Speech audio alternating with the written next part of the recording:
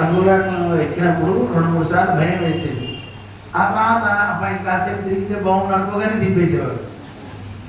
అంటే ఎలా తెలుస్తుంది వాడికి? 10కి 10 10 10 అంటారు. 10 రౌండ్స్ వాడు లెక్క పెట్టుకుంటాడు. అది అయిపోయిందని కానీ దించేస్తుంది.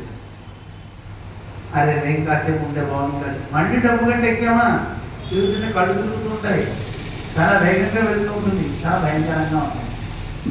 అలాగే స్టాప్ చేయాలంటే మన చేతిలో ఉండదు. దూకేస్తా అంటే అర్ధాంతరంగా కాళ్ళు చేతులు విరుగుతాయి.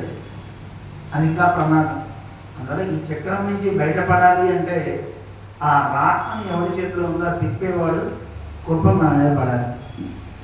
అందులో ఉండేవాడు కొంతమంది ఎంజాయ్ చేస్తుంటారు, కొంతమంది అరుస్తుంటారు, బాబు ఇది వద్దు నాయన ఆపే ఆపుతాడా సాపడండి. ఇప్పుడు ఎక్కడ గుండెలు జారిపోతుంటాయి కదా. ఇక్కడ కంటే అమెరికా లాంటి చోటైతే కనుక అవి ఇలా తిరుగుతుంటాయి భయంకరంగా. అది ఎక్కితే ఇంకా గుండె ఆగిపోవడమే. వాడు దిగుతారా. అందువల్ల ఈ సంసార చక్రం కూడా ఒక్కొక్కడిని ఎలా తిప్పుతుందో తెలియదండి, చాలా ఇబ్బందులు పెడుతుంది. సంసారం అంటే జన్మ మరణాల యొక్క చక్రం. ఈ చక్రం నుంచి మనం బయటపడాలి. బయటపడాలంటే ఎవరి కృప కావాలి? కృష్ణుని యొక్క కృప కావాలి. ఆయన కథ ఎవరు చదువుతారు, ఎవరు వింటారు? తత్ శృణ్వన్ పఠన్ విచారణ పరః భక్త్యా విముచ్యేన్నరః. మనకి భాగవతం చెప్తాం. ఎవరైతే ఆ భాగవతాన్ని వింటారో, ఎవరైతే శ్రద్ధగా చదువుతారో, ఎవరైతే దాని గురించి ఒకసారి చూద్దామని మొత్తం చదవకపోయినా పర్వాలేదండి, శ్లోకార్థం శ్లోకం చదివినా, శ్లోకంలోగా అర్ధభాగం చదివినా చాలు, వాడు ధరిస్తాడు. అంత గొప్ప కథ శ్రీమద్ భాగవతం. అలాంటి కథని వినాలని అనుకుంటే చాలండి. అలా అనుకున్న వాళ్ళ హృదయాల్లోకి కృష్ణ పరమాత్మ చెవుల ద్వారా దూరి లోపల కూర్చుంటాడు. మంచిదా కదా? వింటే కృష్ణుడు రావడం కాదు, వినాలనే కోరిక ఉంటే చాలండి. ఎంత అదృష్టం! భాగవతాన్ని వినాలనుకుంటేనే అంత గొప్ప శక్తి వస్తుందంటే వింటే ఏమవుతుందో ఆలోచించండి. అంత గొప్ప కథ భాగవతాన్ని రేపటి నుంచి మనం చెప్పుకోబోతున్నాం. ఈరోజు ఒక చిన్న ఉపోద్ఘాతం, అసలు ఎందుకు ఏమిటి అనేది తెలుసుకున్నాం. మేము 6 గంటలకే రావాలి, కానీ కొంచెం ఈరోజు ఏకాదశి సందర్భంగా మా రామచంద్రుడికి విశేషంగా అభిషేక కార్యక్రమాలు చేశాం. చూస్తారా మీ అందరూ కూడా రాముడు అభిషేకం? చూపించమంటారా? మీ అందరికీ సెల్ ఫోన్స్ ఉన్నాయా? ఆ సెల్ ఫోన్స్ తర్వాత ఐడి చెప్తా చూడండి. ఈరోజు మా రాముడు జరిగిన అభిషేకంలో చూడరు కానీ చాలా అద్భుతంగా ఉంటారు. రాముడు ఇప్పుడు అలంకారం చేసుకొని వచ్చాడు. ఈరోజు ఏకాదశి, అభిషేకం జరగడం ఒక ఎత్తు, 2 ఆయన కథని ఆరంభం చేసుకునే ఓ మంచి రోజు కనుక. అందుకని మనం ఎక్కువసేపు ఏం చెప్పాను, సమయం అంటే సమయానికే ఆపుతాను. అందుకని కాసేపు ఏదైనా ఒక పని చేస్తే ఆ పని వల్ల వచ్చే ప్రయోజనం తెలిస్తేనే మనం దాంట్లో దిగుతాం. ప్రయోజనం అనుద్దిశ్య నమందోపి ప్రవర్తతే అంటుంది శాస్త్రం. ఏదైనా మనకు పని చేయాలి అంటే ఊరికి ఎవరు చేయరు. ఏమిస్తారండి నాకు, ఎంత లాభం ఉంటుంది ఈ పని చేస్తే అని అడుగుతారు. ఆఖరికి దేవుడు గుడి చుట్టూ తిరగడానికి కూడా అంతే కదండి. గుడిలో దేవుడి చుట్టూ తిరగమన్నాం అనుకోండి, ఎన్ని చేయాల్సి మళ్ళీ ప్రదక్షిణాలని అడుగుతారు. చేస్తే ఏమవుతుంది స్వామి అడుగుతారా? అడగరా? ప్రతి మనిషి ఫలాన్ని కోరేవాడే.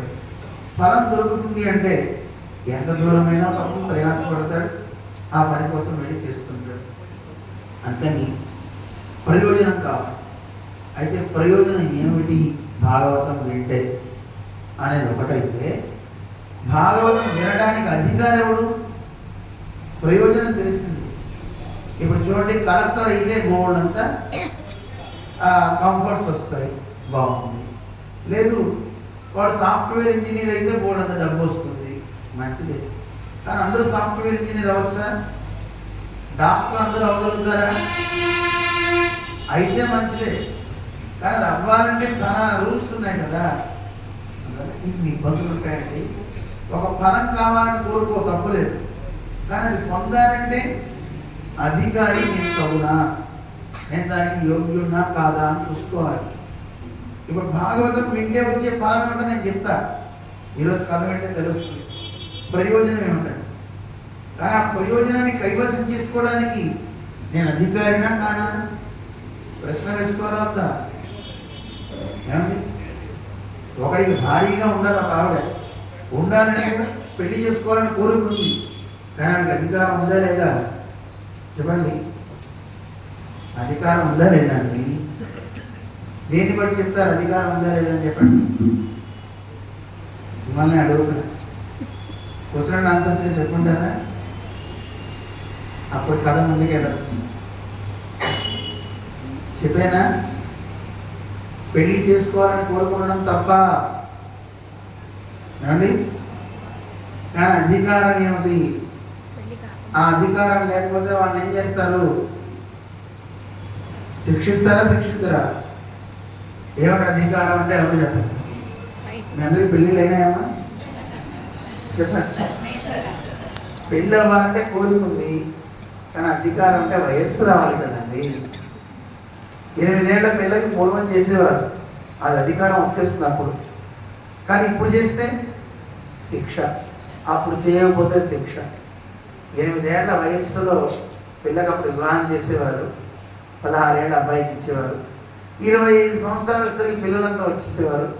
వాళ్ళకి 40 ఏళ్ళు వచ్చేసరికి వాళ్ళకి పెళ్ళిళ్ళే మనవాళ్ళు వచ్చేవారు. అసలు ఎంత హాయిగా ఉండేది, వాళ్ళు ఎంత హాయిగా గడిపేవారు. ఏ బరువు బాధ్యతలు ఉండవు, హాయిగా ఎవరి కాళ్ళ మీద వాళ్ళు నిలబడేవారు. ఇప్పుడు 30 ఏళ్ళకి పెళ్ళిళ్ళు అంటే పెళ్ళికి 35 వచ్చేసరికి వచ్చిన పిల్లోడితో పళ్ళే